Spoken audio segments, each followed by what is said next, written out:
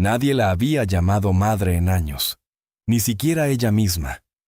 El pueblo la conocía como la mujer del pañuelo viejo, una figura descalza que cruzaba los caminos con un canasto vacío y mirada clavada en el suelo. Isela no hablaba mucho, y cuando lo hacía, usaba palabras medidas, como si cada una costara una parte de lo que había perdido. Aquella mañana, el sol apenas comenzaba a calentar la tierra húmeda, cuando ella cruzaba un campo de maíz abandonado, buscando raíces o algo que pudiera servirle de cena. Fue entonces cuando los escuchó. No eran animales, eran voces humanas, pero pequeñas, rotas. Se acercó con cuidado, moviendo la maleza con los pies y el alma en vilo. Allí, entre espigas secas, los vio. 5 niños, sucios, encogidos, temblando. El mayor no tendría más de 11 años. El menor apenas caminaba. Ninguno lloraba con fuerza. Lloraban con resignación, como quien sabe que el llanto no trae a nadie. «¿Dónde está su madre?», preguntó Isela sin acercarse del todo. El mayor levantó la vista. Se fue anoche. Dijo que volvía, pero no volvió. Isela sintió algo quebrarse dentro, una madera vieja que aún crujía cuando el viento la golpeaba. No preguntó más, no los tocó. Solo les ofreció su canasto, les hizo una seña y los llevó consigo. Caminaban lento, como animales heridos, mirando todo como si fueran fantasmas de lo que habían sido.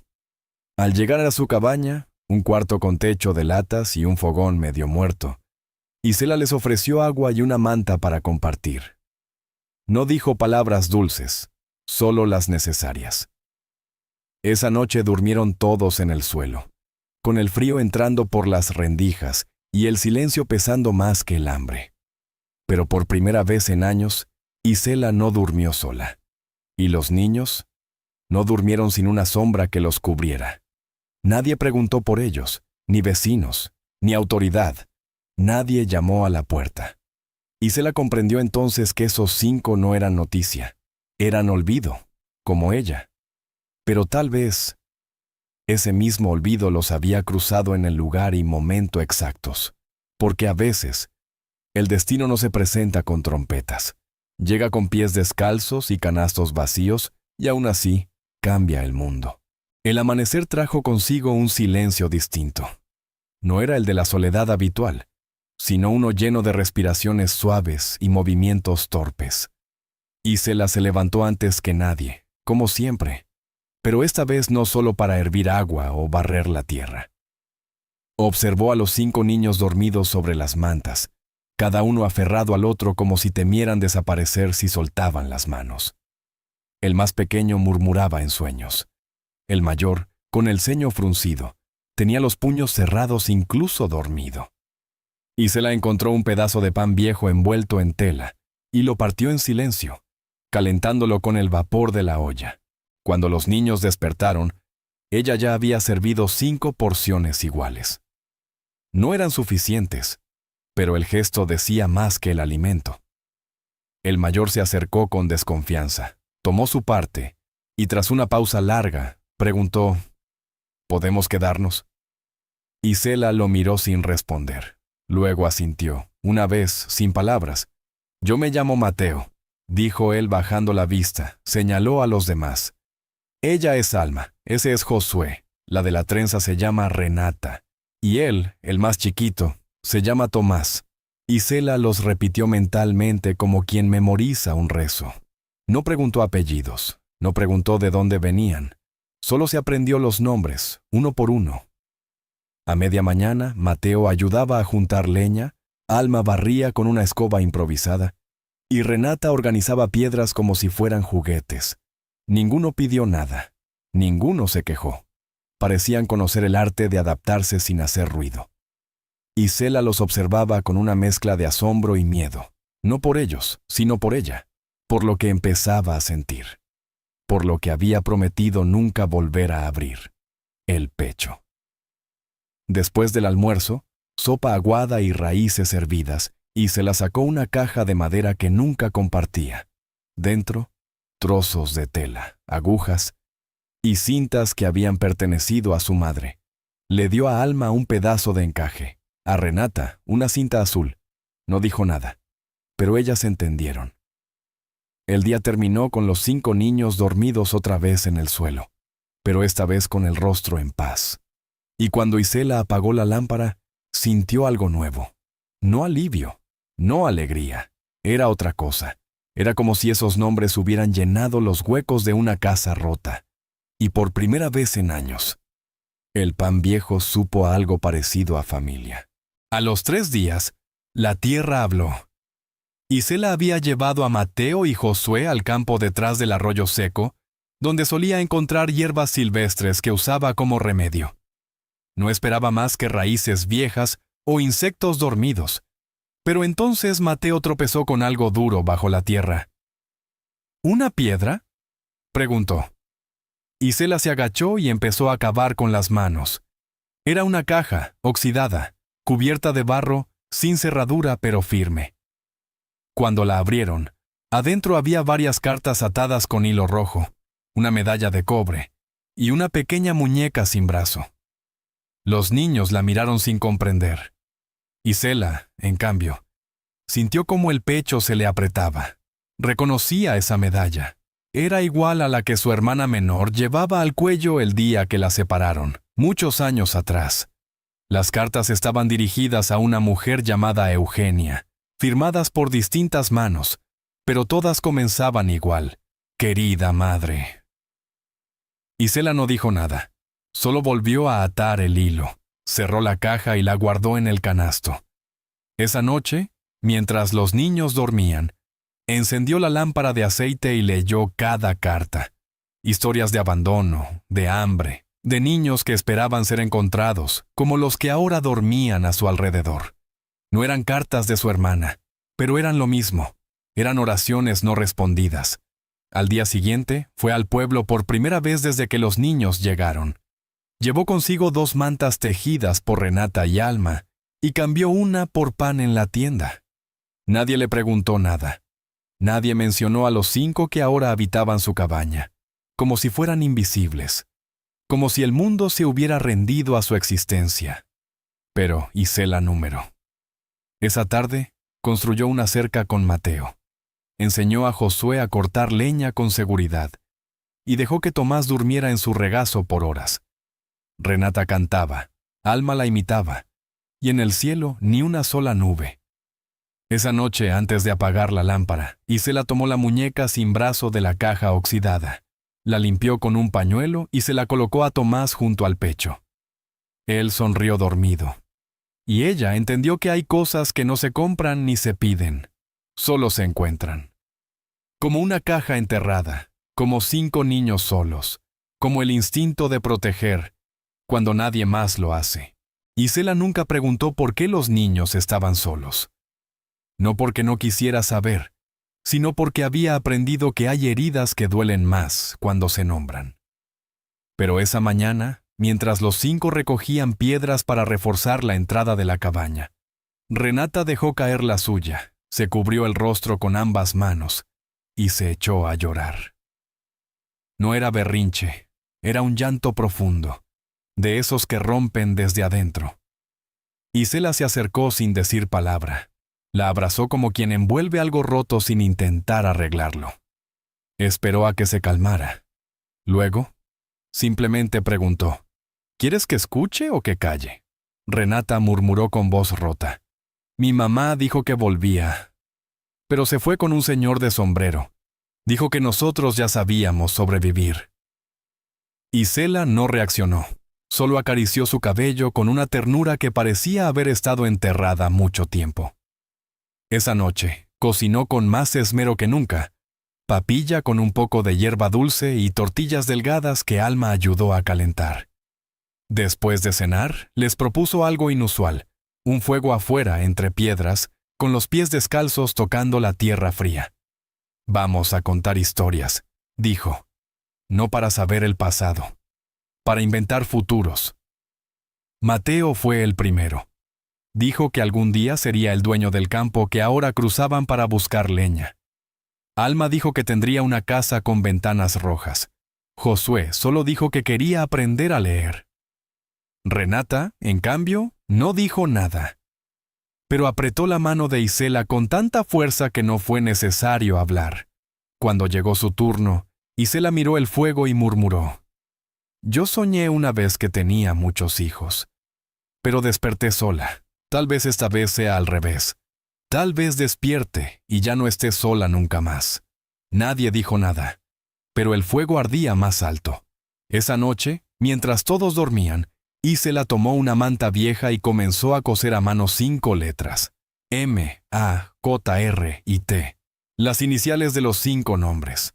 No era una promesa, era un acto, porque las promesas se rompen. Pero lo que se construye con las manos, con el hambre y con el silencio, eso se queda, aunque el mundo mire hacia otro lado. A las 2 semanas, alguien golpeó la puerta por primera vez desde que los niños llegaron. Fue un golpe seco, urgente. Isela abrió sin miedo, con las manos aún manchadas de tierra del huerto que había comenzado a plantar con Mateo. Pero no había nadie. Solo un papel clavado en la madera con una espina seca. «No te pertenecen». No tenía firma, no tenía fecha. Solo esas 3 palabras que temblaron como trueno en el pecho de Isela. No lo mostró. No lo comentó. Quemó la nota en el fogón mientras preparaba el almuerzo y abrazaba a Tomás sin soltarlo. Esa noche, cuando todos dormían, revisó cada cerradura, empujó una cómoda contra la puerta y no apagó la lámpara. El silencio del campo ya no era el mismo. Ya no era paz. Era sospecha. Al día siguiente, bajó al pueblo por leña seca. El comerciante la miró raro. «Dicen que tienes niños en tu casa». Isela no respondió. «Dicen que no son tuyos». No lo eran, ahora sí. El hombre no dijo más, le entregó la leña y bajó la vista. Al regresar, encontró a Renata limpiando la entrada y a Josué recitando letras que Alma le había enseñado con una rama y polvo. Ninguno preguntó dónde había estado. Ninguno mencionó miedo. Y sin embargo, ella lo sentía en la nuca. Al atardecer, se sentaron todos juntos en la tierra recién removida. Isela enseñó a plantar maíz, a enterrar la semilla con respeto. «¿Y si no crece?», preguntó Alma. «Entonces plantamos otra vez», respondió Isela. Pero esta vez, juntos. Esa noche, bordó las 5 letras en la manta hasta completarlas. Luego, añadió una más, la I, la suya. Ya no había separación, eran 6. Cuando Josué despertó sobresaltado por una pesadilla, Isela corrió a su lado, lo cubrió con la manta nueva y le susurró una canción que creía haber olvidado. La misma que su madre le cantaba cuando ella también temblaba sin razón. Afuera, el viento soplaba más fuerte que de costumbre. Pero adentro, donde el calor y el aliento de 6 corazones compartían espacio, nadie tenía frío, nadie estaba solo. Y aunque el mundo intentara borrar esos vínculos con papeles anónimos o palabras huecas, Isela ya lo sabía. Las familias no se explican, se sienten, y ella lo sentía hasta en los huesos.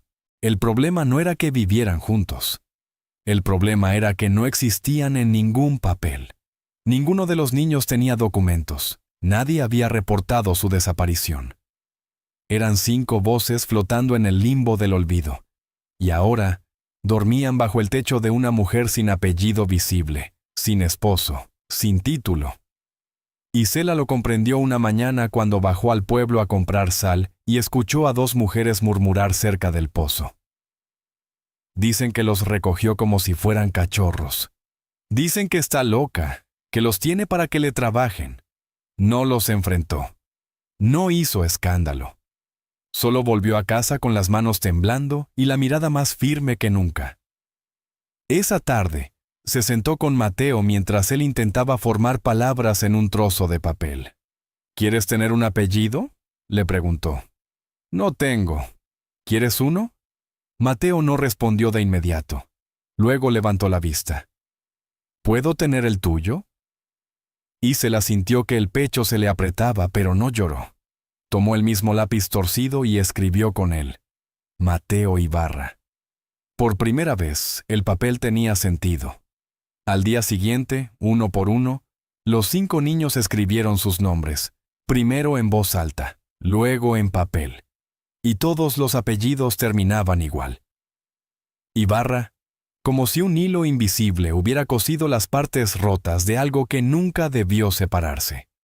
Cuando la maestra del pueblo llegó para ofrecer clases semanales, enviada por la anciana de la botica que siempre observaba en silencio, se sorprendió al ver 5 nombres en la pared, firmes, orgullosos, clavados como semillas ya brotadas. ¿Son sus hijos?, preguntó con suavidad. Isela la miró. Lo son desde que nadie más volvió por ellos. La maestra sonrió. No hizo más preguntas. Aceptó un té, dejó unos cuadernos y se marchó prometiendo regresar. Esa noche, los niños dibujaron sus nombres en la tierra con palos, como si quisieran verlos florecer. Y cuando Isela los cubrió con la manta bordada, uno de ellos, Renata, que nunca hablaba mucho, le susurró algo al oído. Gracias por no preguntar tanto, solo por quedarte. Isela cerró los ojos, porque entendía, porque preguntar muchas veces no sana, pero quedarse lo cambia todo. El campo había comenzado a florecer tímidamente, como si la tierra, al ver a los niños correr sobre ella, recordara cómo dar vida. Isela los observaba desde el umbral de la cabaña, con los brazos cruzados y el corazón apretado. Ya no se trataba de sobrevivir, se trataba de sostener lo construido. Pero los rumores seguían creciendo como maleza. Un hombre del pueblo llegó en mula esa tarde, con una hoja doblada en el bolsillo y una mirada incómoda. Dicen que los niños no tienen padres legales, que alguien debe hacerse cargo, o vendrán por ellos. Isela no respondió de inmediato. Solo le pidió ver el papel. Era una citación informal del ayuntamiento, firmada por un burócrata que jamás se había acercado al rancho. El hombre bajó la voz. Yo no dije nada, señora. Solo cumplo con traer esto. Me lo encargaron. Pero dicen que usted no es nadie, que no puede ofrecerles nada. Isela lo miró sin enojo. ¿Y quién decide quién es alguien? El hombre no supo qué responder. Se marchó cabizbajo, como quien entiende que ha tocado algo sagrado sin permiso. Esa noche, Isela reunió a los niños alrededor del fuego. Les explicó con palabras sencillas que quizás vendrían personas a hacer preguntas, que no sabían qué iba a pasar. Mateo alzó la voz con firmeza. ¿Y si dicen que debemos irnos? Isela miró a los 5, uno por uno. Entonces les diremos lo que nadie más dijo por ustedes. Que tienen nombre, que tienen casa, que tienen madre. ¿Y si no escuchan?, preguntó Alma con lágrimas en los ojos. Isela la abrazó. Entonces lo gritaremos con nuestras acciones, con la tierra que cultivamos, con las palabras que ahora saben escribir, con cada noche que no pasaron solos. Esa madrugada, mientras todos dormían, Isela escribió una carta a mano, sin saber si alguien la leería. La dejó sobre la mesa junto a una flor seca y una piedra de las que Josué guardaba como tesoro. Decía, yo no los parí, pero ellos me dieron nueva vida. Si eso no es ser madre, entonces no existe palabra que lo sea. Afuera, el viento soplaba con fuerza, pero adentro, entre paredes humildes, ya no había miedo, porque donde las palabras no alcanzan, los actos hablan por todos. Llegaron sin avisar. 3 hombres con sombreros oscuros, botas limpias y papeles en la mano. No eran del pueblo. Venían de la ciudad, enviados por alguien que no conocía los caminos polvorientos, ni los nombres de los niños escritos en la tierra. Dijeron que actuaban por orden del Estado, que los niños no estaban legalmente bajo custodia, que debían ser llevados a una institución donde recibirían cuidado adecuado. Isela no lloró, no gritó, no suplicó. Solo les pidió que esperaran afuera mientras hablaba con los niños. Cerró la puerta y respiró hondo.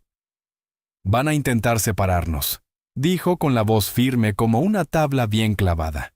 Los niños la miraron, inmóviles. ¿Van a llevarnos?, susurró Tomás, apenas entendiendo.